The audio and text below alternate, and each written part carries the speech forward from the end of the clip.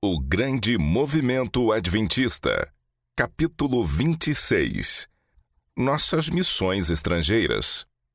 Como está escrito, hão de vê-lo aqueles que não tiveram notícia dele, e compreendê-los que nada tinham ouvido a seu respeito. Romanos 15, 21. Nossa primeira missão localizada fora dos Estados Unidos foi inaugurada em 1874, quando o irmão J. N. Andrews foi enviado à Suíça, iniciando ali o trabalho. Campo da Europa Central. 8 países foram incluídos nesta missão: Suíça, França, Itália, Turquia, Bélgica, Espanha, Portugal e Grécia, um território com 140 milhões de pessoas. Pode ser interessante a esta altura mencionar as circunstâncias que levaram nosso povo a iniciar uma missão de território tão vasto, quando a denominação ainda possuía poucos membros. O irmão Kserhowski. No ano de 1865, M. B. Kserhowski, um padre católico polonês que havia se convertido e aceitado a verdade presente, desejou que nosso povo o enviasse como missionário à Europa Central. Como isso era naquela ocasião inviável, ele apresentou seu caso para os adventistas do primeiro dia de Boston, Massachusetts, que talvez o consideraram completamente desconectado de nosso povo. Seja como for, eles providenciaram os meios necessários e o enviaram à sua tão desejada missão. Guardadores do Sábado na Suíça. Em 1866, ele pregou sobre a verdade do sábado e a mensagem do terceiro anjo em Tremlan, na Suíça, o que resultou ali num grupo de observadores do sábado. Logo depois, foi anunciar a mensagem na Hungria. Ele não informou aos irmãos de Tremlan sobre nossa obra na América, mas Albert Villomier, um dos que compunham o grupo, sabia ler o inglês. Por acaso, Albert viu uma cópia da Advent Review. Desse modo, teve início a comunicação entre os dois países. O irmão Erzenberger é enviado à América. Em 1869, James Erzenberger, de Tremlan, foi enviado à América com o objetivo de aprender o inglês e familiarizar-se melhor com as doutrinas e costumes dos adventistas do sétimo dia. Chegou a Battle Creek em 18 de junho e permaneceu 1 ano e meio na América. Saiu de Nova York em sua viagem de volta dia 9 de setembro de 1870. Em junho do mesmo ano, Ademar Villomier também visitou o país, onde permaneceu cerca de 4 anos. Retornando à sua pátria, foi acompanhado pelo irmão Andrews. Eles chegaram a Neuchâtel em 16 de outubro de 1874. Em 1875, o irmão D. T. Bordeaux e sua família partiram da América rumo à França, onde lhes fora designado trabalhar. Um periódico em francês. No ano seguinte, em julho de 1876, iniciou-se em Basileia, na Suíça, a publicação de um periódico na língua francesa intitulado Os Sinais dos Tempos. No dia 13 de maio de 1882, 6 anos mais tarde, o irmão Raskell partiu de Nova York para a Europa. Nessa viagem missionária, passou algum tempo na Suíça. O irmão Whitney na Basileia, morte do irmão Andrews.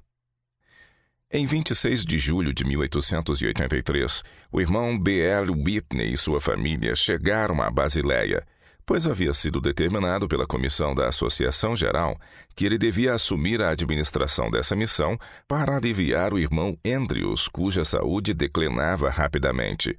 Poucos meses depois, em outubro daquele ano, o irmão Andrews faleceu. Apesar de não ter usufruído as vantagens de escolas superiores e universidades no início da vida, o irmão Andrews foi bem preparado, constituindo no que o mundo chama de autodidata, alguém que venceu pelo próprio esforço. Por sua aplicação aos estudos, dominava o latim, o grego e o hebraico, e anos depois o francês. Essa língua foi de grande auxílio para que pudesse inaugurar e dar seguimento à obra da Missão Central Europeia, onde trabalhou durante os últimos 6 anos de sua vida, escrevendo e publicando as Sinais dos Tempos em francês, bem como pregando nessa língua. Foi enquanto trabalhava assim que caiu sob a mão da morte. Dr. Kellogg na Europa. Na primavera de 1883, o Dr. John Harvey Kellogg visitou a Europa com o objetivo de realizar pesquisas médicas. Passou alguns dias em cada uma de nossas missões. Sua presença era fonte de grande encorajamento aos obreiros. Os conselhos que deu especialmente acerca da obra em Basileia foram muito apreciados pelo irmão Andrews. O irmão Butler visita a Europa. Na Assembleia da Associação Geral realizada em outubro de 1883, foi recomendado que se iniciasse o mais rápido possível a publicação de um periódico na Inglaterra. Como resultado de outro voto aprovado nessa mesma Assembleia, os irmãos Butler, Wilcox e Bordeaux viajaram para a Europa e Inglaterra a fim de auxiliar no trabalho que lá se desenvolvia. O irmão Butler desembarcou em Glasgow, na Escócia, dia 27 de fevereiro de 1884. Um de seus objetivos ao visitar as missões estrangeiras era observar pessoalmente as dificuldades para o avanço da obra no exterior e descobrir como superá-las. Também passou algum tempo em Basileia e no campo da Europa Central. Bordeaux trabalhou entre o povo francês que habitava nos vales dos Alpes, entre os valdenses. Wilcox, por sua vez, associou-se à obra editorial e de publicações na Inglaterra, permanecendo ali até o fim de 1886. Uma publicadora em Basileia. Em 1884, a editora Imprimer Polyglot, o nome significa imprimindo em muitas línguas, foi estabelecida em Basileia. Em março de 1885, H. W. Kellogg foi autorizado pela Comissão da Associação Geral a visitar Basileia e comprar os equipamentos necessários para a publicadora. Ele o fez e assim foi estabelecida uma publicadora bem equipada, pertencente à Igreja Adventista do Sétimo Dia, na antiga cidade de Basileia. Enquanto o irmão Butler visitava a Europa, um jornal alemão chamado Herald der Wahrheit foi impresso no escritório da publicadora de Basileia. No mesmo ano, um jornal romeno, Verdade Presente, e ainda outro em italiano chamado L'ultimo messaggio, As Últimas Mensagens, foram publicadas no mesmo escritório. Os dois últimos eram trimestrais com 16 páginas. Na Associação Suíça, em outubro de 1884, relatou-se que haviam sido impressas e distribuídas durante um ano 146 mil cópias desses periódicos. Até 1895, quando a publicadora, em consequência da perseguição que ocorreu em Basileia, foi transferida para a cidade de Hamburgo, na Alemanha, eram publicados livros e panfletos em mais de 11 línguas diferentes: francês, alemão, italiano, romeno, espanhol, boêmio, russo, holandês, húngaro, armênio, turco e greco-turco. Assim, segundo o significado de seu nome, esta instituição publicava em muitas línguas. Ellen White visita a Europa. No dia 3 de setembro de 1885, Ellen White, com seu filho William White e família, chegaram a Basileia. Por um ano e meio viajaram por aqueles antigos países, visitando as missões da Europa Central, prestando-lhes serviço de inestimável valor. Organizada a Associação Suíça. Em 10 de setembro de 1885, a Associação Suíça foi organizada. De acordo com um relatório emitido naquela época, anunciou-se que a associação era composta de um ministro ordenado, 7 licenciados, 10 igrejas e 224 membros. O dízimo que havia sido arrecadado no ano anterior era de $1.645,11. Além disso, haviam recebido $2.041,22 em doações para a obra. O irmão Wagoner na Europa. Ellen White, William White e família voltaram à América em 1886. No mesmo ano, o irmão J. H. Wagoner foi convidado a trabalhar na Missão Central Europeia. Ele passou mais de 2 anos neste campo, durante os quais vivia na cidade de Basileia. Faleceu nessa cidade em 20 de abril de 1889. A saúde debilitada do irmão Whitney e sua subsequente morte, 9 de abril de 1889, foi outro terrível golpe para esta missão. O irmão Robinson na Europa. D.A. Robinson, que estava trabalhando na Inglaterra, foi escolhido como sucessor do irmão Whitney. Trabalhou de forma eficiente neste campo por cerca de 6 anos, quando, a convite da Associação Geral, partiu para a Índia em 1895. Sua saída tornou necessária a nomeação de outro superintendente. O irmão Rouser, escolhido como superintendente. H.P. Rouser foi o homem escolhido para o cargo, e além dessa responsabilidade, foi também escolhido como administrador de toda a Missão Central Europeia. Nesse campo, trabalhou incansável e eficientemente até 1901, quando também sucumbiu à devastação da doença. Morreu em Canyon City, no Colorado, dia 11 de setembro de 1901.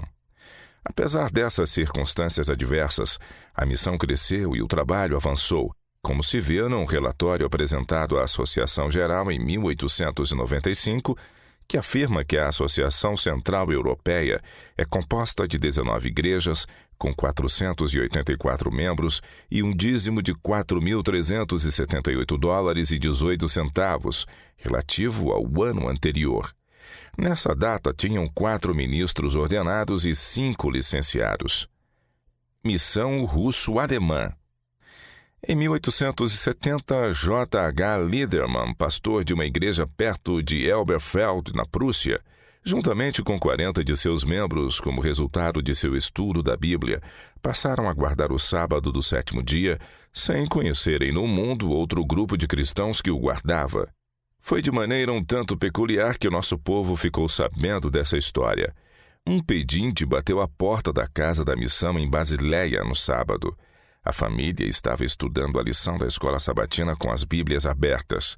A cena impressionou o homem e levou-o a fazer perguntas. O grupo em Elberfeld. Ao descobrir que não se tratava de judeus, mas cristãos guardadores do sábado do 7º dia, o pedinte noticiou em Elberfeld acerca desse grupo. O irmão Andrews achou prudente verificar a informação e partiu para a Prússia no início de 1875, em companhia do irmão Erzenberger, onde encontraram o grupo mencionado. O irmão Erzenberger permaneceu por algum tempo trabalhando naquela parte da Alemanha, e em 8 de janeiro de 1876, 8 pessoas foram batizadas em Elberfeld, sendo este o primeiro batismo de adventistas do 7º dia na Alemanha. Já em 1882, a verdade começou a ganhar terreno na Rússia, através de material de leitura enviado por irmãos alemães que viviam na América para seus amigos nas colônias alemãs da Rússia. O irmão Conrad na Europa. Em 1885, o irmão L.R. Conrad partiu da América para o campo da Europa Central, a fim de trabalhar entre os alemães. Em 28 de junho de 1886, saiu de Basileia indo para a Crimeia, na Rússia. Dali, em companhia do irmão Perk, partiu para Berdebulá, onde 2 irmãs foram batizadas e uma igreja de 19 membros foi organizada. Esta foi a primeira igreja adventista do 7º dia na Rússia. Os irmãos Conrad e Perk são presos. Logo em seguida, os irmãos Conrad e Perk foram presos por ensinar doutrinas contrárias à fé ortodoxa e ficaram detidos por 5 semanas em Perekop. Após serem soltos por intervenção do ministro dos Estados Unidos, o irmão Conrad visitou o leste da Rússia e depois voltou para a Suíça. Trabalho ao longo do rio Volga, na Rússia. Foi durante esse mesmo ano que o irmão Lauberhan começou a trabalhar na Rússia, próximo de sua casa, localizada no rio Volga. Em 1880, o irmão Klein, do estado de Kansas, começou a trabalhar na parte alemã da Rússia, e assim foram levantados obreiros para este difícil campo. Embora os irmãos tenham sido aprisionados e expatriados, a obra tem sido abençoada pelo Senhor de modo notável. O sucesso dos colportores na Alemanha. No ano de 1880, os colportores começaram a trabalhar na Prússia renana, Wittenberg, Baden e Alsácia. Tão bem-sucedidos foram os 8 ou 10 animados e fiéis obreiros que em um ano 3.000 exemplares do livro Vida de Cristo haviam sido vendidos, 2.000 do livro Do Éden ao Éden e 12.000 panfletos. Como resultado desse trabalho, em quase todo lugar onde os livros foram vendidos e lidos, uma ou mais pessoas abraçaram a verdade. Nova missão em Hamburgo. Em maio de 1889 foi iniciada pelo irmão Conrad a obra missionária em Hamburgo, na Alemanha, e em pouco tempo foi inaugurada uma escola de treinamento para obreiros. No outubro seguinte foi organizada uma escola sabatina com 28 membros. Foi durante esse ano que o irmão Haskell visitou aquela missão e uma igreja de 20 membros foi organizada, bem como estabelecido um depósito de livros. Por esse tempo, o irmão J.T. Boettcher estava empenhado na obra alemã em Barmen. Um relatório foi apresentado à Associação Geral em 1890, afirmando que na missão russo-alemã havia 9 igrejas organizadas, no total de 422 membros, além de 75 guardadores do sábado que ainda não se haviam organizado. Em 7 de abril do mesmo ano, mais 12 foram batizados unindo-se à igreja de Hamburgo. Em dezembro, o número de membros dessa igreja havia crescido para 40. O montante recebido na venda de livros do depósito em Hamburgo, Holanda, Rússia e em várias partes da Alemanha foi de $5.000. Sucesso na Europa. Lenta, mas firmemente o trabalho avançou na missão central europeia, como mostrado no relatório apresentado na Assembleia da Associação Geral em 1891. Havia nessa época 5 igrejas na Alemanha, com um total de 140 membros, dos quais 64 faziam parte da igreja de Hamburgo. O dízimo recolhido foi de $1.000. Os livros vendidos a bordo pelo missionário de navios em Hamburgo totalizaram $500, enquanto as vendas dos colportores naquele ano em todo o campo foram de $6.000. 150 pessoas haviam aceitado a verdade na Áustria e na Rússia havia 13 igrejas com um total de 400 membros. 5 russos observadores do sábado são banidos. Por esse tempo, 1891, 5 membros de uma igreja russa, incluindo o diretor da igreja, foram presos por ensinar doutrinas contrárias à igreja estabelecida de seu país, sendo condenados a 5 anos de exílio em Transcaucásia. Deviam ser acorrentados entre si e andar 800 quilômetros a pé. Sua fé os sustentou nessa prova e eles estavam felizes no Senhor. Durante o ano, preparou-se um panfleto na forma de estudos bíblicos em russo, com temas como os sofrimentos de Cristo, o sono dos mortos, qual dia e por quê, e podemos saber? Por ocasião da Assembleia da Associação Geral em 1895, o número de membros na Alemanha havia crescido para 368 e os dízimos do ano anterior totalizavam $2.327,43. Mais guardadores do sábado na Rússia. Na Rússia, apesar de muitos terem emigrado para outros países, os membros haviam aumentado para 467, os quais devolveram um total de $841,60 em dízimos. Na declaração feita pelo secretário de Missões Estrangeiras na Semana de Oração em 1896, ficamos sabendo que os números quase dobraram no campo russo-alemão ano passado, sofrendo um acréscimo de mais de 400. Em Berlim, na Alemanha, havia 60 pessoas frequentando os cultos aos sábados. A construção da capela da missão em Hamburgo fortaleceu ali o trabalho. Em Munique, na Bavária, vários aguardavam o batismo. Havia crentes em Leipzig, Königsberg, Magdeburgo, Posen, Stuttgart e outras cidades importantes da Alemanha. Há também um grupo em Roterdã, na Holanda. Na Rússia, os colportores receberam autorizações da parte do governo. Literaturas foram traduzidas para as línguas da Letônia e Estônia. O periódico alemão tinha se mudado de Basileia para Hamburgo e naquele escritório estavam publicando a verdade em 14 línguas. Batismo na Hungria. Naquele ano ocorreu o primeiro batismo na Hungria e a primeira cerimônia de ordenação na Boêmia. Uma missão naval foi estabelecida em Galátia, na Romênia, para o Danúbio e o Mar Negro. Colportando na Alemanha. No Home Missionary de dezembro de 1895, o irmão Spies, referindo-se à obra da colportagem no campo alemão, declarou: Os encarregados da obra da colportagem, quando ela iniciou neste campo, não cessaram de promovê-la, embora assegurados por alguns dos principais editores e escritores de Leipzig que a venda de livros por assinatura seria um fracasso. Em agosto de 1887, a primeira edição do Vida de Cristo foi disponibilizada na língua alemã. Nessa época, ocorreu um treinamento para colportores em Basileia. Esse evento marcou o início da obra da colportagem não só na Alemanha, mas em toda a Europa. Hoje já publicamos a 7ª edição desse livro em língua alemã. Desde 1º de janeiro de 1895, 12 novos colportores entraram no campo. Em junho de 1895, o relatório mostrou que houve 50% de aumento nas vendas. No momento, esforços especiais estão sendo feitos para a distribuição de Herald der Wahrheit, o nosso periódico alemão. Algumas igrejas não muito grandes solicitam de 50 a 200 cópias e as vendem, tendo até mesmo experiências muito agradáveis com os compradores. Na review de 18 de fevereiro de 1896, o irmão Conrad disse: "Chegamos ao fim de 1895 com 1.500 observadores do sábado no campo russo-alemão." Missão escandinava. No ano de 1887, o irmão John Matheson inaugurou a missão para o povo escandinavo. No dia 6 de junho, ele chegou a Vejle, em Jutlândia, na Dinamarca. Ao chegar lá, encontrou algumas pessoas que tinham começado a guardar o sábado como fruto da leitura de periódicos e panfletos enviados por amigos seus da América.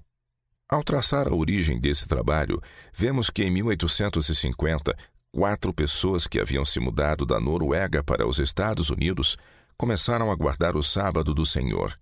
Residiam em Auckland, Wisconsin. 2 dessas pessoas eram o pai e a mãe do irmão Olsen. Em 1863, John Matheson começou a guardar o sábado do 7º dia. Ele morava em Poughkeepsie, Wisconsin. Nos 6 meses seguintes, mediante seu trabalho, cerca de 40 dinamarqueses noruegueses haviam abraçado as doutrinas da Igreja Adventista do 7º dia. O primeiro pregador entusiasta que se uniu a ele no ministério foi J. F. Hanson, de Minnesota. O primeiro livro publicado em dinamarquês-norueguês. No ano de 1866, o irmão John Matheson escreveu aos gerentes do escritório da Review and Herald, perguntando se fariam a impressão de panfletos e folhetos na língua escandinava. Foi então informado que a falta de fundos no escritório impedia tal empreendimento. Havia, porém, pessoas de seu país em Wisconsin e Minnesota que estavam tão ansiosas para terem a verdade impressa em sua língua materna que, apesar de viverem em circunstâncias econômicas medianas e totalizando menos de 50 pessoas em número, conseguiram $1.000 em dinheiro e lhe entregaram para esse fim. Com o dinheiro e uma quantidade de material cuidadosamente preparado, o irmão Matheson veio a Battle Creek e novamente pediu que fossem impressos. Uma vez que estava preparado para responder às objeções anteriormente feitas, seus desejos foram realizados e, em 18 de março de 1867, começou a ler em voz alta para J. N. Andrews e eu o manuscrito, preparado para o seu livro Vida e Morte, pois éramos na época membros da comissão de publicações. Em outras palavras, ele nos falava em inglês aquilo que seu manuscrito dizia em dinamarquês-norueguês. O irmão Matheson se torna tipógrafo. Na época, não havia qualquer tipógrafo reserva que pudesse configurar os tipos móveis para ele. Assim, o irmão Matheson solicitou o privilégio de aprender ele mesmo a configurá-lo. Continuou o trabalho até cerca de 1.000 páginas de panfletos e folhetos impressos em sua própria língua. Com estes novos recursos para divulgar a verdade entre seu povo, Matheson saiu com renovada coragem, realizando reuniões em vários estados. A partir de então, a obra avançou muito rapidamente entre os escandinavos. O primeiro periódico estrangeiro. A obra entre os dinamarqueses noruegueses assumiu tais proporções que se tornou necessária a publicação de um periódico mensal para lhes fornecer instrução e encorajamento em sua própria língua. Assim, em 1º de janeiro de 1872, foi publicada no escritório da Review and Herald uma revista mensal dinamarquesa de 24 páginas, por nome de Advent Dagen, Novas do Advento. No ano seguinte, o tamanho da revista aumentou para 32 páginas. Foi o primeiro periódico publicado pela Igreja Adventista do Sétimo Dia em língua estrangeira. Em 1874, o interesse entre os fiéis de língua sueca foi tão grande que se passou a publicar uma revista mensal em sua língua, com 16 páginas, chamado de Svensk Herald.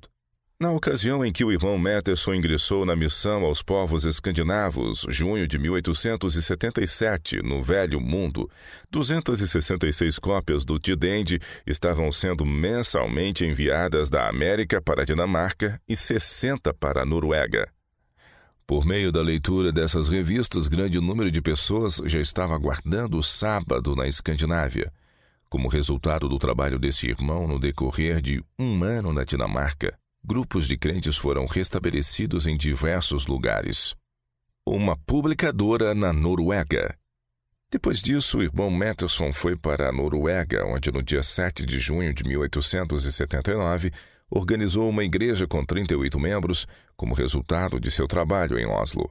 Por esse tempo, o irmão J. P. Jasperson, dos Estados Unidos, se uniu a ele no ministério. Também nesse ano foi organizada uma associação de publicações na Noruega e adquirida uma propriedade para um escritório de publicações, uma sala de reuniões para cultos da igreja e outros aposentos de moradia por $14.580. Por certo tempo, uma pequena publicação chamada Tidernestein foi emitida semanalmente do escritório em Oslo. No início do outono de 1880, o irmão Matteson viajou para os Estados Unidos em busca de ajuda para ampliar a obra na Escandinávia. Ele participou da Assembleia da Associação Geral daquele ano e, muito animado, retornou à Europa em abril de 1881. Logo após seu retorno, adquiriu-se uma prensa cilíndrica para o escritório em Oslo. Revistas de saúde em dinamarquês e sueco. Iniciou-se imediatamente a publicação de uma revista de saúde em dinamarquês, chamada Sundhedsbladet. Em 1883, Matteson publicou uma revista semelhante em sueco e um periódico religioso chamado Svenningens Herald. Em 1884, a obra ali possuía equipamentos de valor de $2.563. Durante esse ano foram impressos e distribuídos 115 mil periódicos no total, além de muitos milhares de panfletos e alguns livros. O irmão Haskell na Escandinávia. O trabalho nos países escandinavos recebeu muita ajuda com a visita do irmão Haskell em 1882, e em 1884 foram consideravelmente auxiliados pelo trabalho dos irmãos Butler, Whitney, Owen e Olsen. Ellen White proporciona grande auxílio à Escandinávia. Em 1885, Ellen White e seu filho William White visitaram a Escandinávia.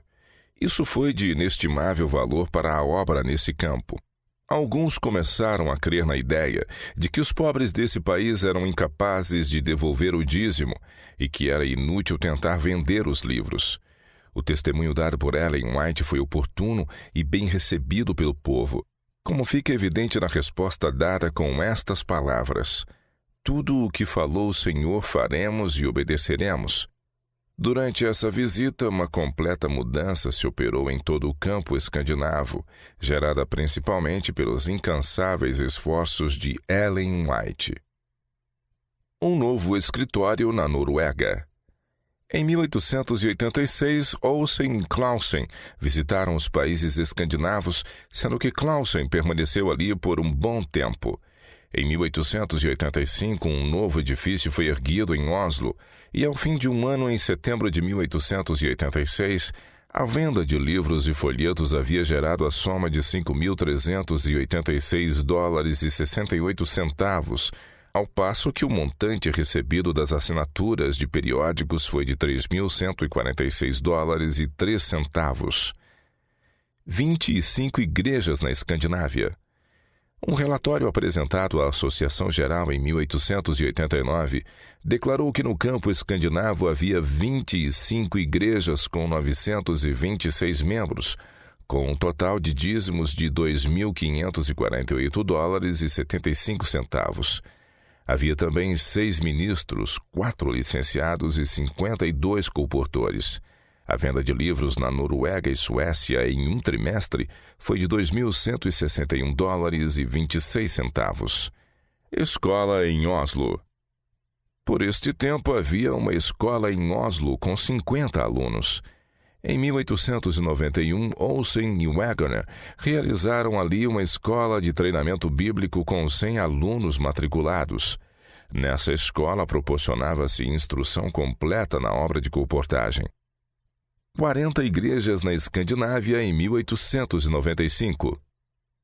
6 anos depois, em 1895, temos um relatório apresentado por D.A. Robinson, então superintendente distrital do campo estrangeiro, que mostra um crescimento da obra tão evidente e marcante durante esse período que citamos as seguintes palavras: a Escandinávia tem 40 igrejas e 1.458 membros.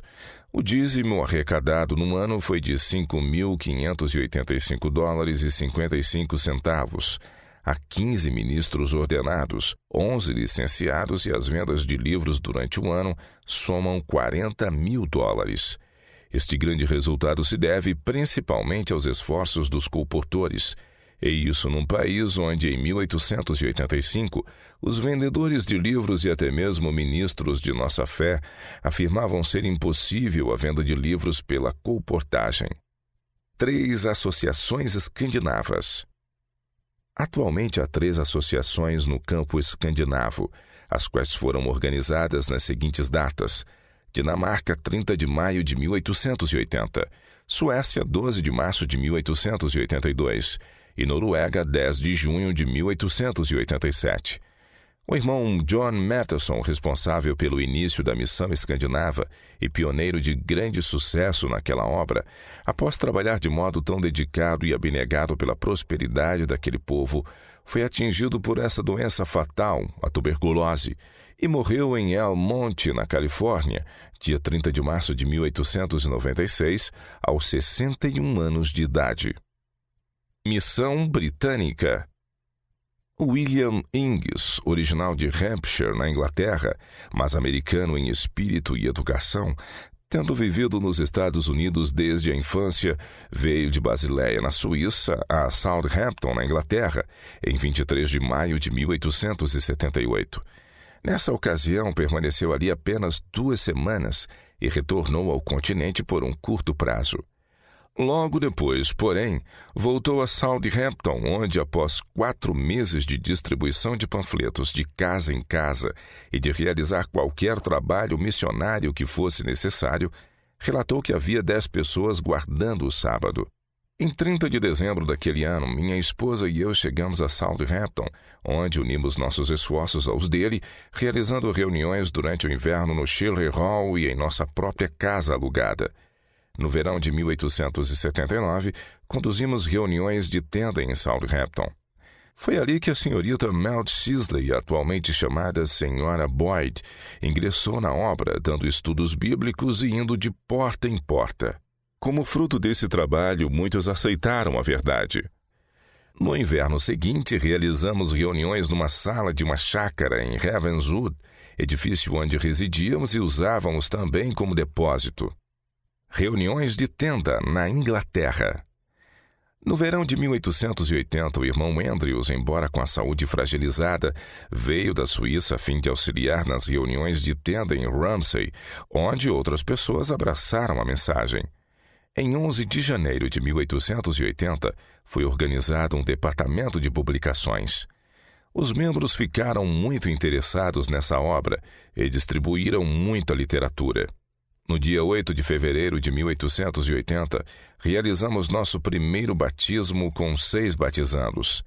Até 2 de julho de 1881, 29 pessoas haviam sido batizadas em Southampton. Aumenta o número de obreiros na Inglaterra. Por voto da Assembleia da Associação Geral realizada no outono de 1881, A. John e esposa, George Drew e senhorita Jeannie Thayer, foram para a Inglaterra como missionários. Durante o ano de 1882, o irmão Raskell visitou o campo europeu, passando alguns dias com os obreiros na missão inglesa, onde prestou grande auxílio mediante conselhos e orientações. Em março de 1882, um suplemento britânico à revista Signs of the Times, de 2 páginas, começou a ser impresso e anexado a milhares de cópias dessa revista enviadas dos Estados Unidos. Estas eram usadas na obra missionária na Grã-Bretanha. Um relatório do trabalho de 1º de outubro de 1883 mostra que nessa data havia 100 pessoas guardando o sábado. O dízimo coletado desde o início da missão foi de $2.078,71. Trabalho missionário a bordo. Por cortesia dos proprietários de navios, o irmão Ingis foi autorizado a enviar pacotes de panfletos e periódicos gratuitamente para 80 dos principais portos da Companhia Peninsular e Oriental de Navios a Vapor, na África do Sul, Índias Orientais e Ocidentais, América Central e Ilhas da Bahia, em Honduras. Foi pela influência dessas publicações enviadas que se despertou pela primeira vez na ilha de Demerara o interesse na mensagem. Recebemos esta informação por cartas escritas dessa ilha. O livro História do Sábado é posto em bibliotecas inglesas. Também foi posta uma cópia do livro História do Sábado, escrito pelo irmão Andrews, em 60 bibliotecas públicas e salas de leitura espalhadas pela Grã-Bretanha. Assim, a história ainda está sendo contada por esses livros aos que estão dispostos a lê-los. Em 1884, o irmão Butler visitou a Inglaterra, acompanhado de outros obreiros que iriam trabalhar ali. Os irmãos S.H. Lane e Robert Andrews partiram a navio de Boston em 9 de maio de 1885 para se juntar à missão na Grã-Bretanha. A visita de Ellen White à Inglaterra foi uma fonte de força e encorajamento aos obreiros. Ela e seu filho passaram ali algumas semanas antes de retornarem à América, vindos do campo europeu. Iniciada a revista Present Truth na Inglaterra. No início de 1884, logo após a chegada do irmão Butler à Inglaterra, decidiu-se começar em Grimsby, com M.C. Wilcox como editor, uma revista quinzenal de 8 páginas intitulada The Present Truth. Este é agora publicado em Londres, na Inglaterra, semanalmente com 16 páginas, com uma tiragem de cerca de 18.000 cópias. Em 1889, o irmão Rouser relatou que a missão britânica consistia em 8 igrejas com 200 pessoas guardando o sábado, das quais 65 estavam em Londres. O dízimo recolhido no ano anterior fora de $1.244,58. Havia 2 ministros ordenados, 2 licenciados, 2 missionários a bordo de navios e 7 obreiros bíblicos. Foi nessa época que os irmãos William Hutchinson e Francis Hope ingressaram na missão inglesa. Pacific Press, em Londres. Durante o ano de 1890, a publicadora Pacific Press de Oakland, Califórnia, abriu uma filial no endereço Pater Noster Hall, número 48, em Londres, e um escritório de impressão no endereço Holloway Road, número 451. As vendas no primeiro ano em preços de atacado foram de $9.556,89. Em fevereiro de 1895, o irmão Robinson relatou o seguinte: na Grã-Bretanha, há 11 igrejas, 363 membros, 5 ministros e 1 licenciado. O dízimo no ano anterior foi de $5.077,20, uma média de $13,98 por membro. A propriedade do escritório de publicações agora pertence à Sociedade Internacional de Folhetos Limitada, uma sociedade anônima inglesa, e é por ela administrada. Em dezembro de 1895, o secretário de Missões Estrangeiras relatou que havia 560 membros em toda a Grã-Bretanha. Houve um aumento de $1.000 nos dízimos daquele ano. Nessa data, 8 grupos se reuniam aos sábados em diversos lugares em Londres. Assim, o trabalho nesse campo avançou, às vezes quase imperceptivelmente. As sementes não brotam tão rapidamente em alguns tipos de solo quanto em outros. Sua germinação é mais lenta, mas seu crescimento é mais firme e robusto. Assim também acontece com a verdade da terceira mensagem angélica nesse reino. Sua semente foi lançada, criou raízes e cresceu lentamente até que atingiu agora proporções relativamente grandes. Missão australasiana. Em 10 de maio de 1885, os irmãos S.N. Haskell, J.O. Corliss e família, M.C. Israel e família, William Arnold e Henry Scott partiram de São Francisco para inaugurar uma missão no campo australiano.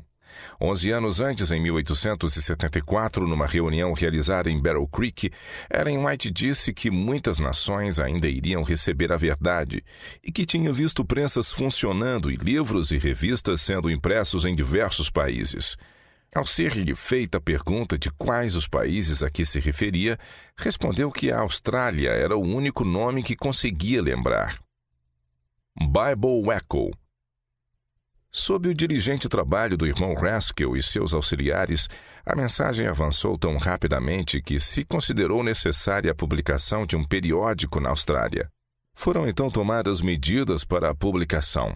Assim, a partir de janeiro de 1886, passou a ser impressa a revista mensal de 16 páginas em Melbourne, chamada O Eco da Bíblia e os Sinais dos Tempos. A tiragem do primeiro número foi de 6.000 cópias, enquanto a edição normal era de apenas 3.000. A primeira igreja organizada na Austrália. No domingo, dia 10 de abril de 1886, foi organizada a primeira igreja adventista do sétimo dia na Austrália. Estavam presentes 18 pessoas que haviam preenchido a ficha batismal e outras 7 que tinham pedido batismo. Essas foram batizadas no sábado seguinte, e a cada sábado, por algumas semanas, novos membros eram acrescentados até chegar a 55. Em maio de 1886, o número total de membros era 90. Além destes, havia umas 35 pessoas em outros lugares que estavam guardando o sábado.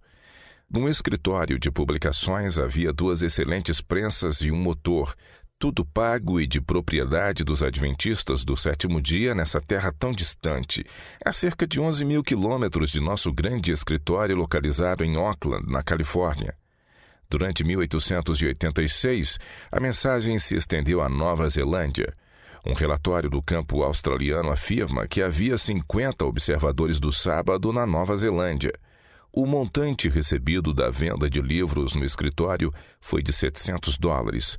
Além disso, os colportores venderam 400 exemplares de O Grande Conflito na Nova Zelândia e 1.000 exemplares na Austrália do livro Considerações sobre Daniel e Apocalipse, de Uriah Smith. Um escritório na Austrália. No relatório apresentado dia 19 de julho de 1889, lemos o seguinte: foi terminada a construção de um escritório de impressão em Melbourne com uma capela para os cultos da igreja. Entrada na Tasmânia. Uma associação foi organizada tanto na Austrália quanto na Nova Zelândia, e o trabalho se estendeu à Tasmânia por meio dos irmãos Israel e Stead. Desde então, 3 igrejas já foram organizadas ali, com um total de 136 membros. Além destes, há outros guardadores do sábado que estão espalhados, os quais ainda não foram organizados em igrejas.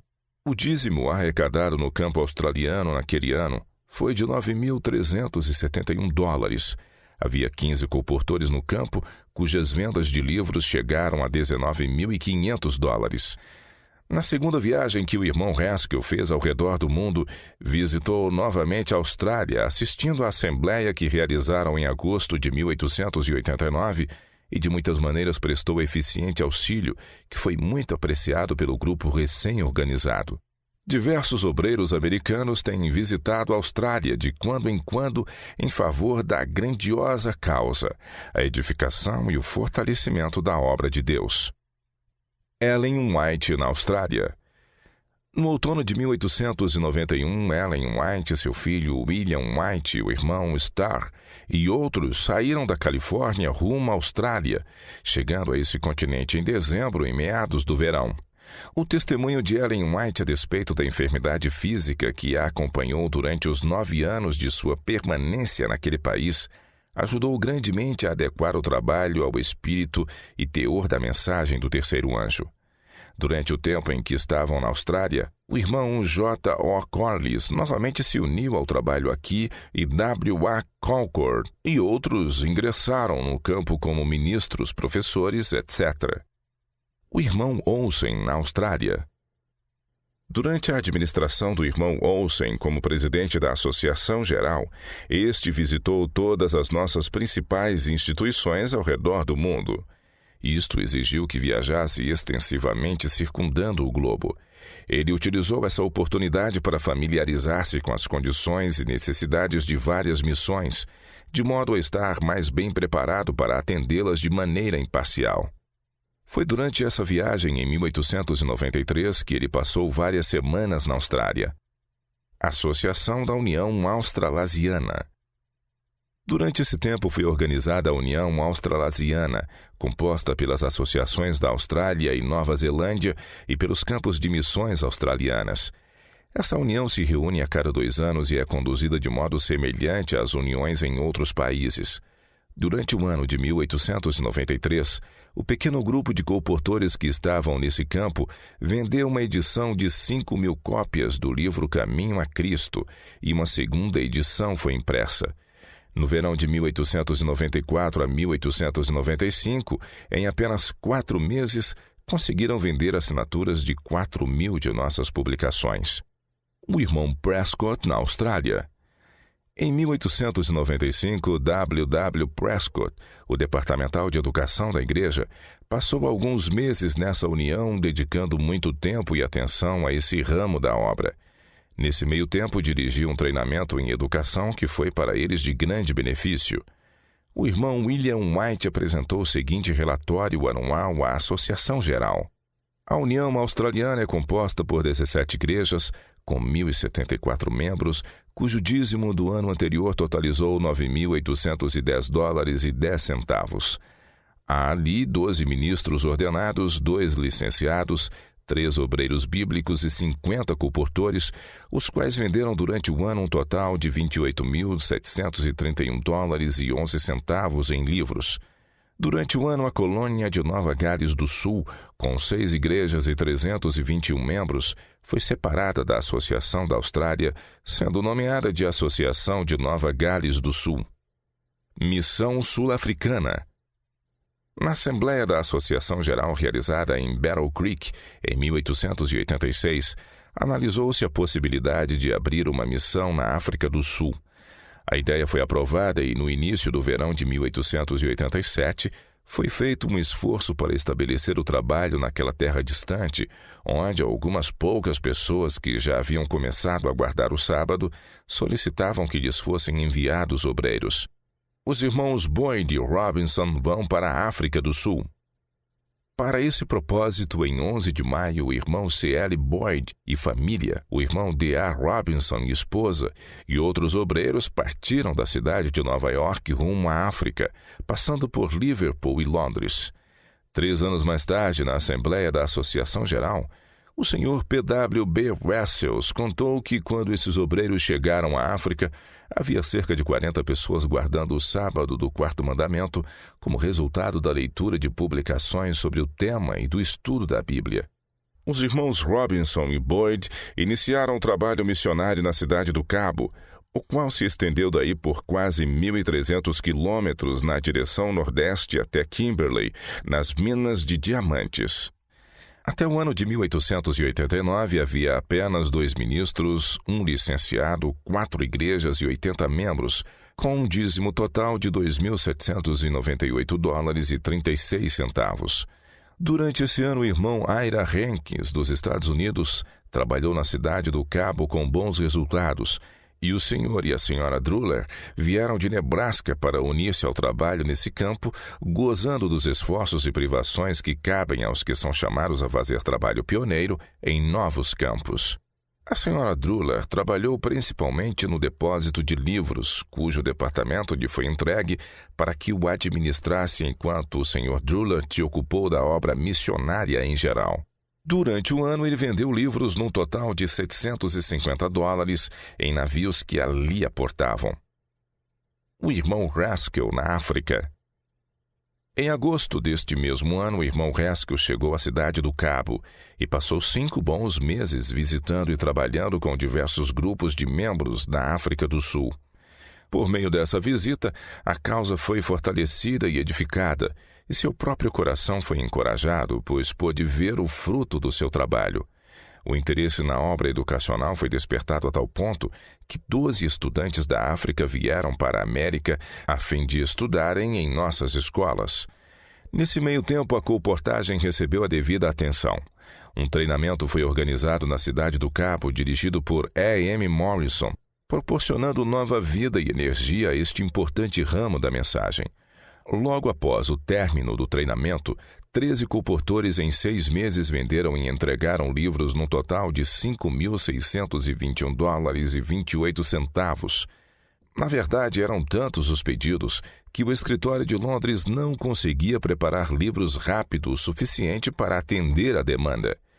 No ano de 1892, o irmão A.T. Robinson se uniu à obra na África do Sul. A obra, então, havia crescido tanto que foi preciso substituir o depósito antigo por um maior.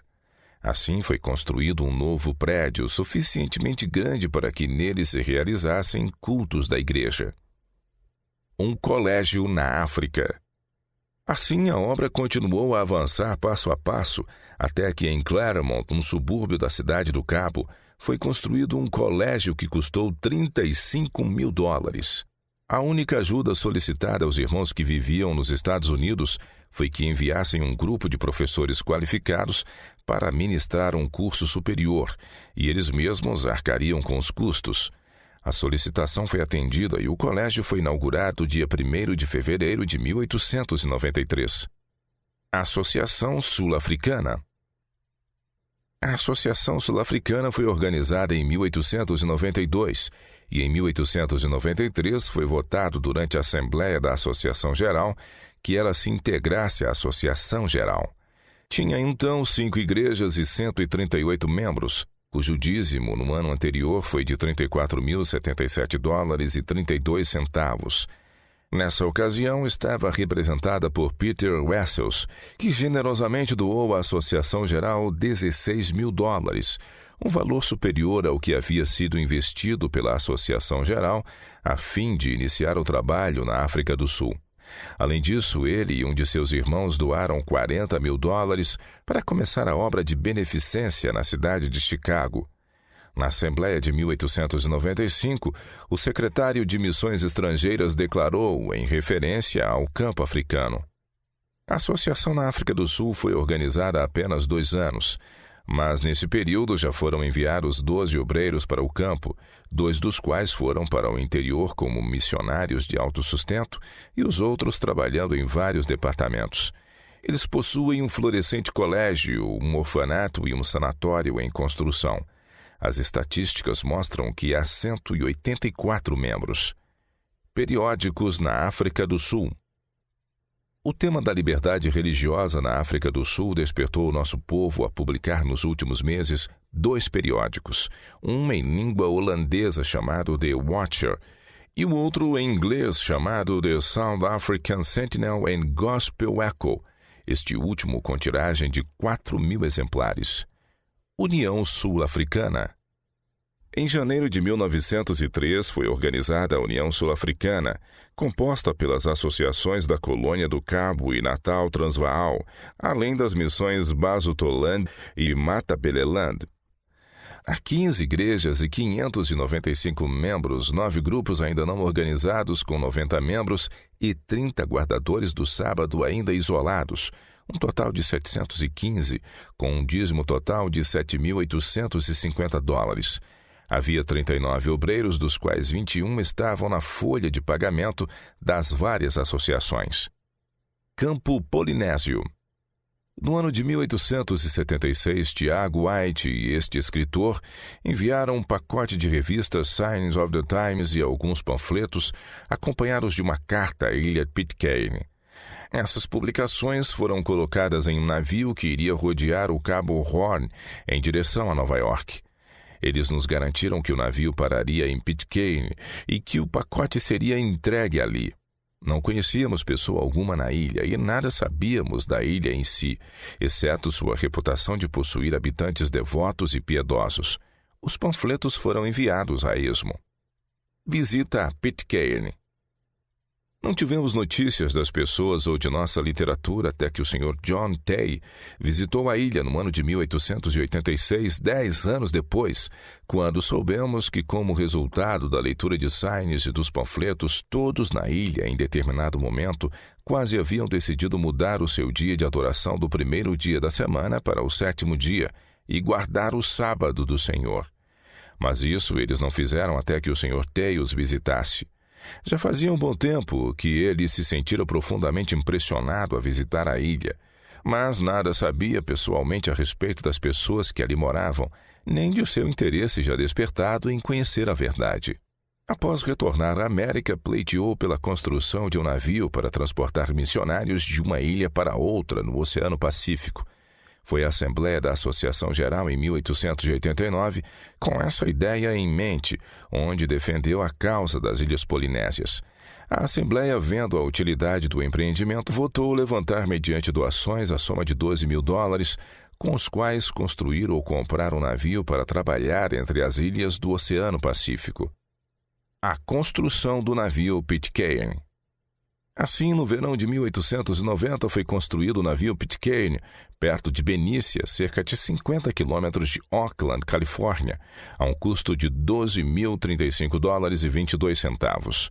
Em 9 meses, o dinheiro foi levantado, doados pelas escolas sabatinas especificamente para esse propósito. Nunca antes se havia ofertado com tanta alegria e entusiasmo. O navio foi dedicado em Oakland no dia 25 de setembro de 1890. Cerca de 1.500 pessoas se reuniram a bordo do navio e no cais para assistir à cerimônia. A primeira viagem do Pitcairn.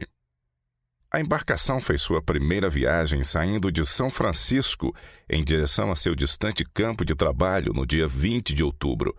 A bordo, como missionários, encontravam-se E. H. Gates e esposa, A. J. Reed e esposa, John Tay e esposa, e uma equipe missionária com o capitão Marsh. Esta embarcação foi primeiramente à ilha Pitcairn, a 6.400 quilômetros ao sul de São Francisco, onde chegou em 25 de novembro. Quando o navio deixou a ilha em 17 de dezembro, 82 adultos tinham sido batizados e organizados numa igreja adventista do 7º dia. Em seguida, fez o seu caminho passando pelos grupos que se encontravam no arquipélago da Sociedade, Ilhas Cook, Samoa, Friendly e Fiji, distribuindo livros religiosos e panfletos de saúde aos que falavam inglês. Por 8 meses, até setembro de 1891, os missionários venderam $1.900 em livros, além de distribuir gratuitamente uma grande quantidade de literatura. Os missionários foram distribuídos da seguinte maneira: o irmão Reed foi para o Tahiti, o irmão Gates manteve-se em Pitcairn para completar a obra já iniciada, enquanto o Sr. Tay escolheu trabalhar na ilha de Fiji. Referindo-se à obra em Fiji, o irmão Fulton, escrevendo na Review de 14 de abril de 1904, afirmou: existem hoje mais de 150 guardadores do sábado neste campo missionário. O navio navegou de Fiji para Auckland, na Nova Zelândia, para reparos e melhorias necessárias, além do abastecimento com livros. Morte de missionários. Após uma ausência de 1 ano, 11 meses e 18 dias, o Pitcairn voltou para São Francisco, onde aportou no dia 9 de outubro de 1892. Durante este período, o capitão Marsh havia falecido, tendo sido enterrado na Nova Zelândia. O Sr. Tay estava com pneumonia, da qual nunca se recuperou. Ele também descansou em paz e foi sepultado na longínqua terra de Fiji. Assim, 2 preciosas vidas foram logo entregues à missão polinésia. Os missionários localizados em Papaete, no Tahiti, se regozijaram em ver frutos quase imediatos de seu trabalho. Puderam então enviar à sua terra natal um feliz relatório de que 40 pessoas haviam se convertido e uma igreja adventista do 7º dia havia sido organizada. A segunda viagem do Pitcairn. Em 17 de janeiro de 1893, o navio partiu de São Francisco em sua segunda viagem, com os seguintes missionários: B.J. Caddy e esposa, J.M. Cole e esposa, C.E. Chapman e esposa, e M.G. Kellogg. A senhorita Hattie Andre, de Ohio, acompanhou-os para trabalhar como professora na ilha Pitcairn.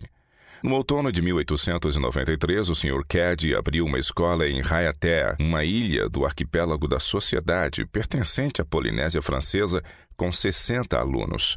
No final do primeiro período letivo, o número aumentara para 105. No início do segundo período, havia 120 alunos frequentando a escola.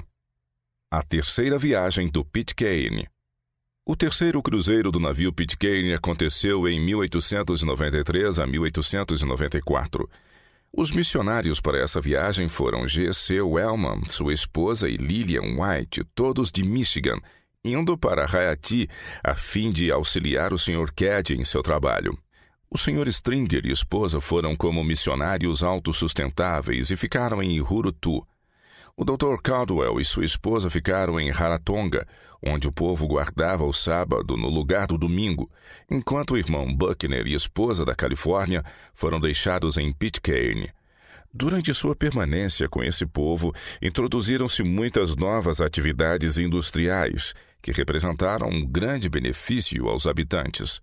Em primeiro lugar, foi construído um moinho de vento para moer o milho, que fornecia também energia eólica para o funcionamento de máquinas. Isso tornou possível a realização de muitas atividades até então desconhecidas pelos habitantes da região. A quarta viagem do Pitcairn. Em 15 de dezembro de 1895, o secretário de Missões Estrangeiras declarou o seguinte: o Pitcairn está agora no porto após retornar de sua quarta viagem. O trabalho foi iniciado em 9 localidades diferentes e é realizado pelos seguintes obreiros. Na ilha Pitcairn, os professores E.S. Butts e esposa e Hattie Andre. Na ilha Norfolk, alguns missionários autossustentáveis vindos da Austrália. Nas ilhas da Sociedade, o irmão B.J. Caddy. Médicos missionários, o senhor e senhora R.A. Prickett.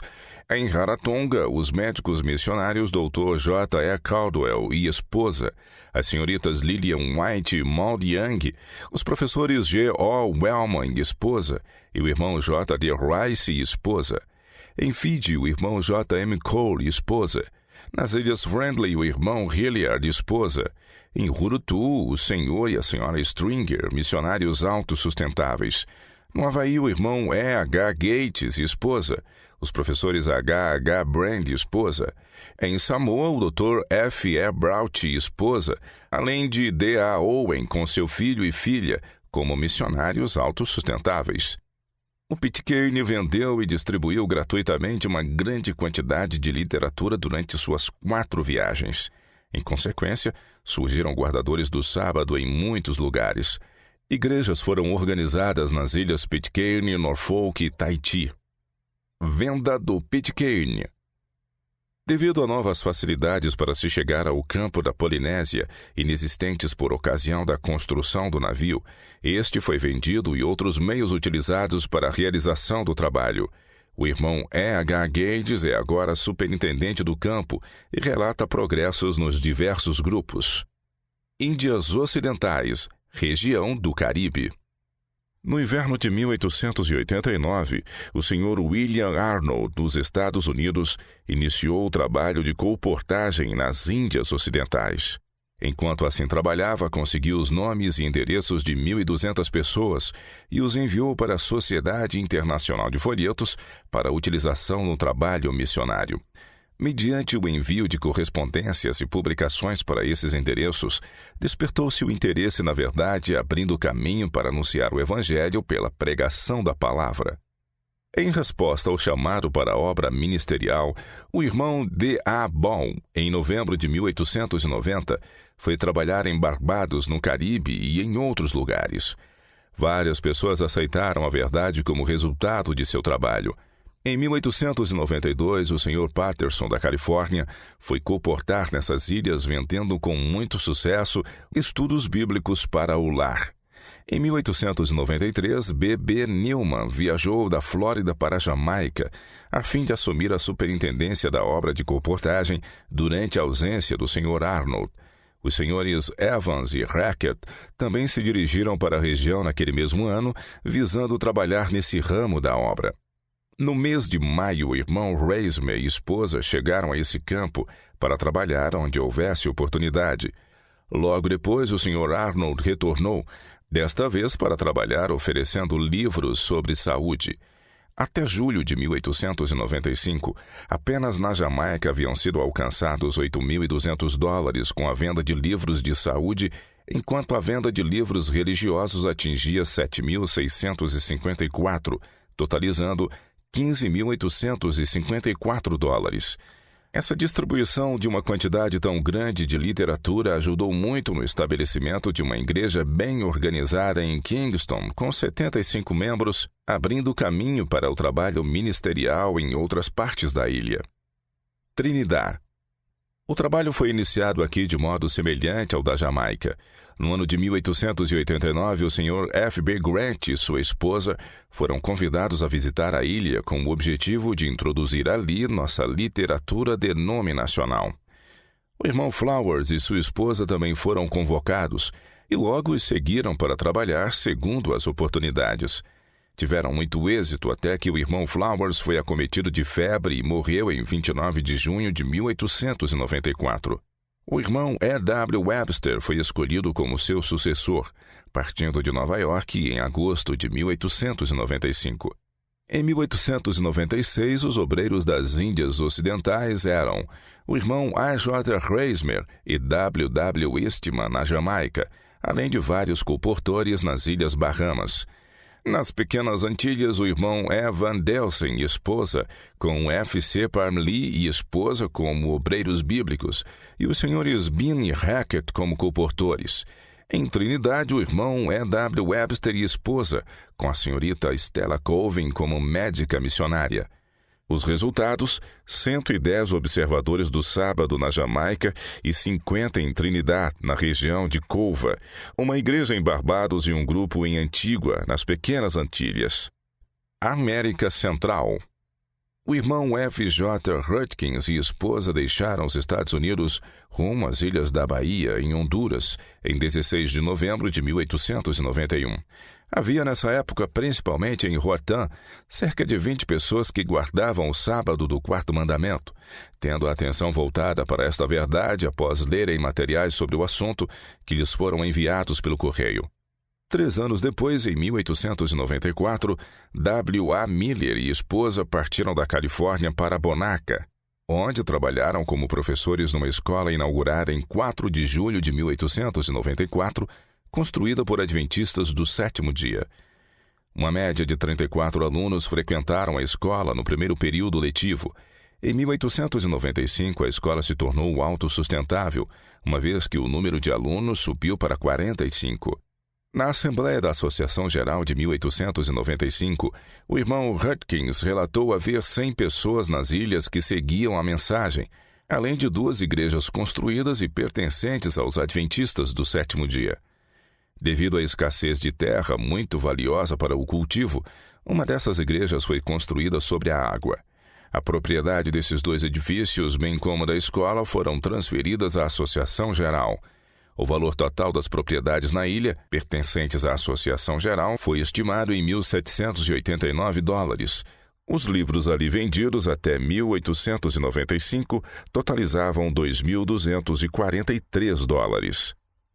Um pequeno barco para a América Central. Percebendo a Associação Geral a conveniência e vantagens de possuir um pequeno navio para transportar missionários de uma ilha para outra, votou-se a construção de um barco para a obra nas Ilhas da Bahia, com um custo que não excedesse os $3.000. Em 1896, havia apenas 4 obreiros na América Central: o irmão F. J. Hudkins e esposa, e o irmão J. A. Morrow e sua esposa em Honduras. Em Belize, anteriormente chamada Honduras Britânicas, também havia um grupo de crentes que guardavam o 7º dia de acordo com o 4º mandamento.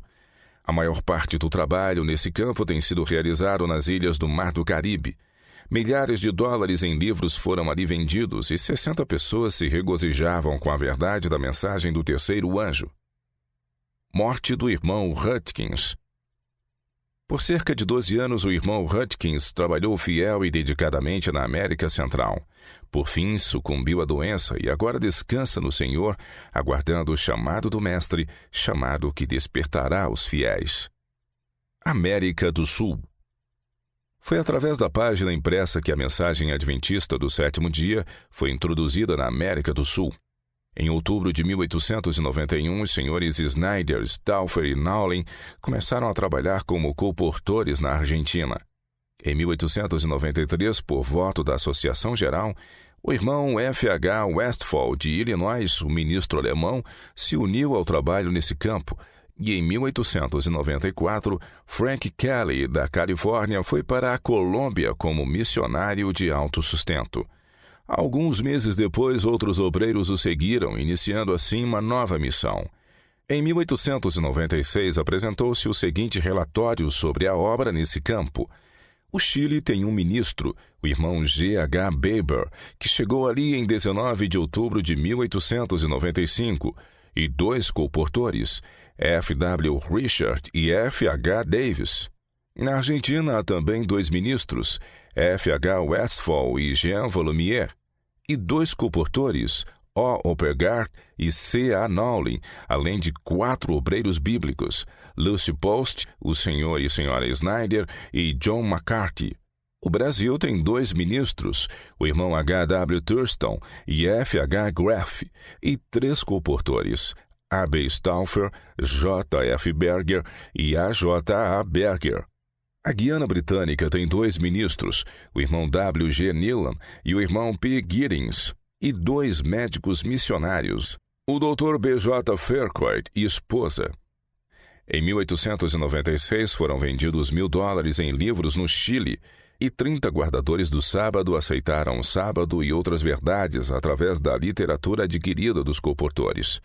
No Brasil e na Argentina, as vendas de livros haviam chegado ao valor de $10.000, e ainda melhor, havia 100 pessoas guardando o sábado. Uma igreja e 5 escolas sabatinas tinham sido organizadas.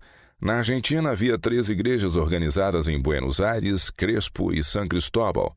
Havia também uma igreja organizada na Guiana Britânica e 50 guardadores do sábado, num total de 150 adventistas do 7º dia na América do Sul. Sociedade Missionária do Sul. Estritamente falando, essa sociedade não pode ser chamada de estrangeira, apesar de estar evangelizando um povo de origem estrangeira, os afro-americanos nos Estados Unidos da América. Muito se deve aos perseverantes esforços de James Edson White, sob a bênção de Deus pelos resultados já alcançados. No inverno de 1893, quando eu servia como presidente da Associação de Illinois, o irmão Edson White veio a mim com um intenso desejo de trabalhar em favor dos negros localizados na parte sul dos Estados Unidos. Enquanto passava algumas semanas em Chicago, ele pediu que lhe dessem o privilégio de trabalhar entre os negros daquela cidade.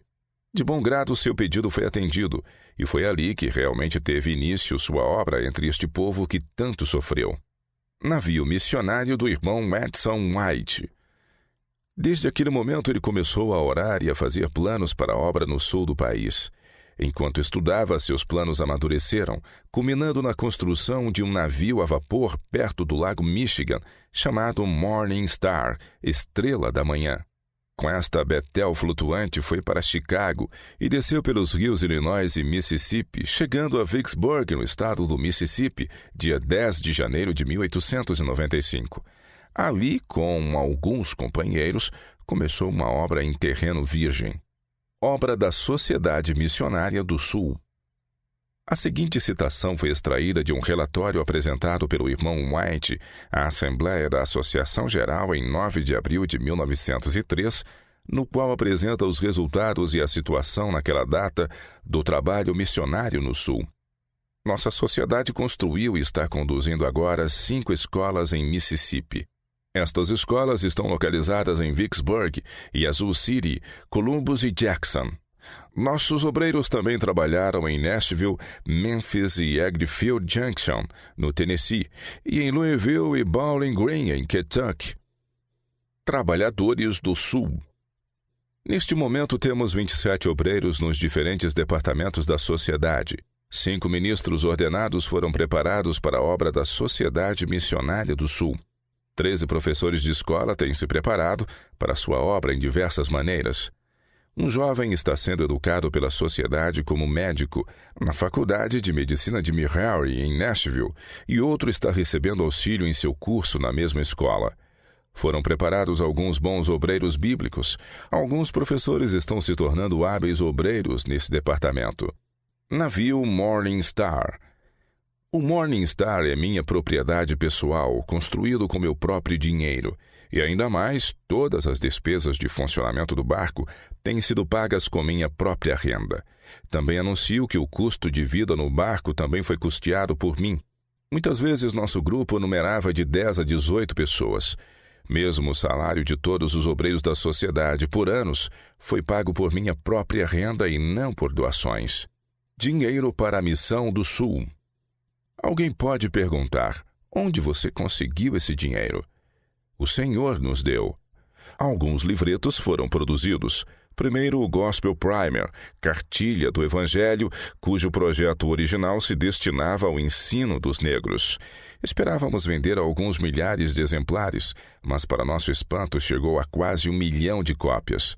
Minha mãe, Ellen White, nos ajudou com o livro Christ Our Savior, Vida de Jesus, que vendeu umas 300 ou 400 mil cópias.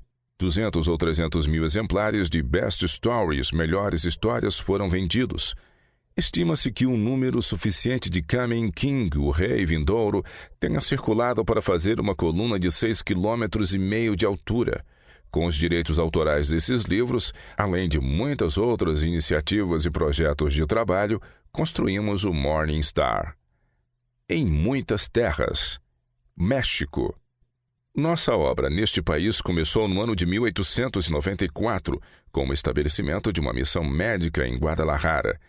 Em 1896, contávamos com os seguintes trabalhadores: o irmão D.T. Jones e esposa, que cuidavam da missão; Ora A. Osborne, senhora A. Cooper, Kate Ross e um auxiliar nativo como professores; Dr. J. A. Neal, A. Cooper, senhora A. J. Rice, senhora Bartlett e a senhora Rachel Flowers como médicos missionários. Os rendimentos da missão eram provenientes de uma média de 40 pacientes por dia, e 40 alunos frequentavam a escola da missão. Um novo sanatório estava sendo construído nessa data a um custo de $12 mil. África Central.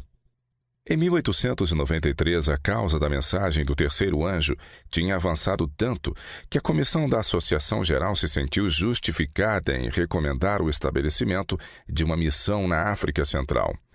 Foi então votado que, assim que possível, uma missão seja inaugurada em Matabeleland, no Zimbábue. Em harmonia com essa decisão, em 1894, um grupo de adventistas do sétimo dia entrou naquele país e selecionou uma fazenda de 12 mil acres.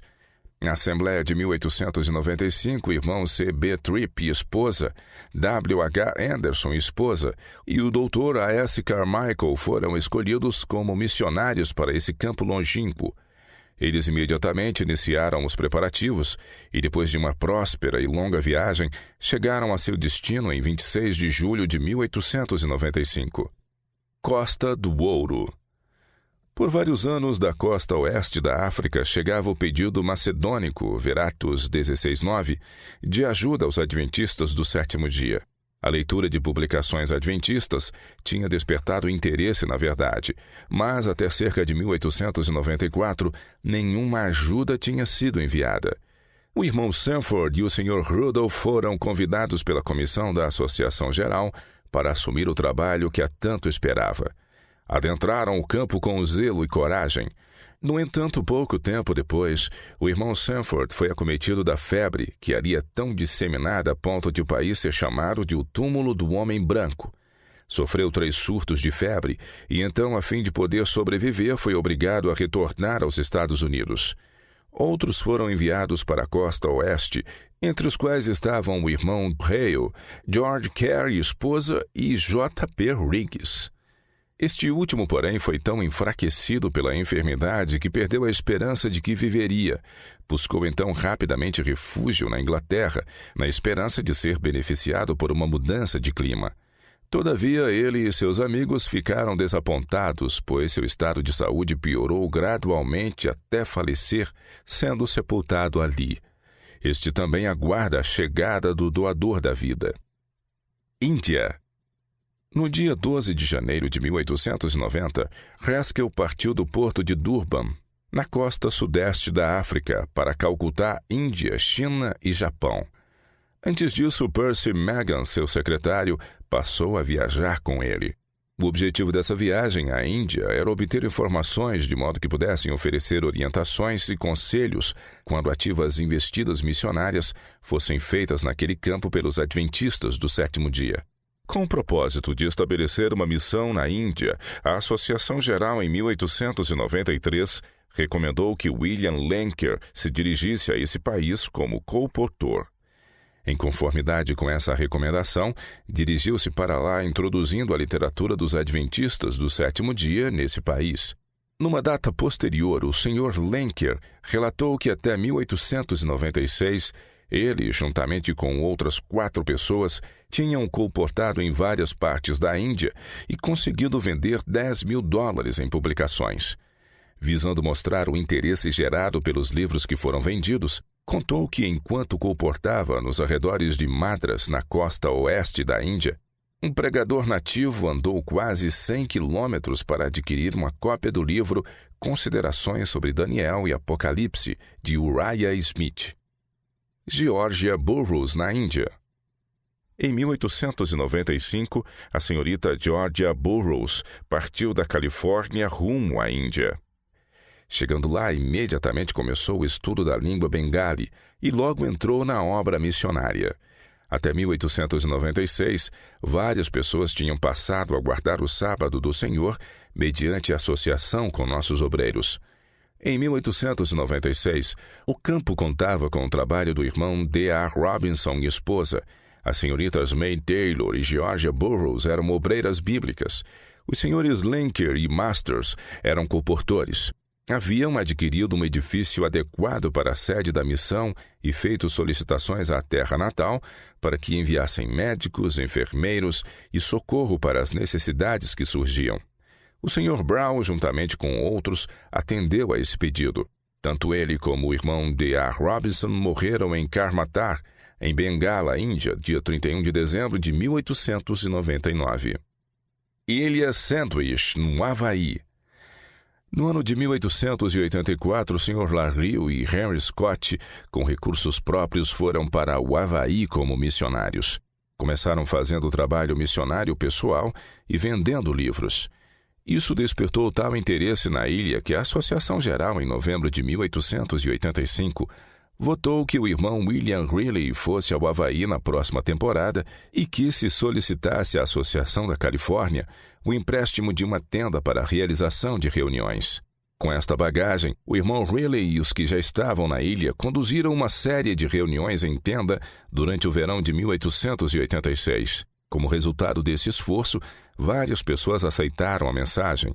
O Sr. Larrill permaneceu em Honolulu até 1889, quando partiu para Hong Kong, na China. Obra chinesa no Havaí. Pouco apoio pastoral havia sido fornecido à ilha até a Assembleia da Associação Geral em março de 1895, quando se votou que o irmão Gates e sua esposa, juntamente com o Sr. e a Sra. Brown, sejam enviados a Honolulu como professores para os chineses, a fim de se empenharem na obra missionária. A obra de ensino começou imediatamente e o irmão Gates, apesar de estar com a saúde fragilizada, fez o que pôde para promulgá-la. Um médico e algumas enfermeiras logo os seguiram, dando um bom começo ao trabalho nessa linha. Resumo das missões, 1º de janeiro de 1903.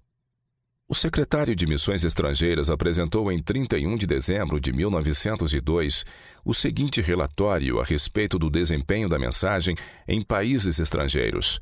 União Australiana, composta pelas associações de Victoria, Nova Gales do Sul, Nova Zelândia, Queensland, Sul da Austrália, Tasmânia e Austrália Ocidental. A Associação Geral Europeia, composta pela União Alemã, Alemanha Ocidental, Alemanha Oriental, Sul da Alemanha, Holanda e Bélgica Flamenga, Áustria-Hungria e Balcãs, Suíça Alemã, Sul da Rússia, Norte da Rússia e Rússia Central. A União Escandinava, composta pela Dinamarca, Noruega, Suécia, Finlândia e Islândia. A União Britânica, abrangendo o norte e sul da Inglaterra, Irlanda, Escócia e País de Gales. A União Franco-Latina, incluindo a Suíça Francesa, França e Itália. A Missão Oriental, composta pelo Egito, Síria e Turquia. A União Sul-Africana, composta pela Colônia do Cabo, Natal Transvaal, Basutoland e Matabeleland. Diversos, Bermudas, Brasil, Guiana Francesa, Suriname, América Central, Sul, China, Fiji, Índia, Jamaica, Japão, Antilhas Pequenas, México, Nyasaland, Pitcairn, Porto Rico, Rio da Prata, Rarotonga, Samoa, Arquipélago da Sociedade, Sumatra, Tonga, Trinidad, Costa Oeste, América do Sul e Costa Oeste da África. O número de obreiros ativos nesses diversos campos, incluindo ministros, licenciados, obreiros bíblicos e colportores, é de 754. Pontos estratégicos estabelecidos. A partir dessas breves declarações sobre nossas missões, podemos dizer como fez o secretário de Missões Estrangeiros no ano de 1896. Com essas posições estratégicas, agora ocupadas pela mensagem em quase todas as partes do mundo, Deus, por seu infinito poder, pode realizar uma grande e poderosa obra num curto espaço de tempo. Ele abreviará sua obra em justiça.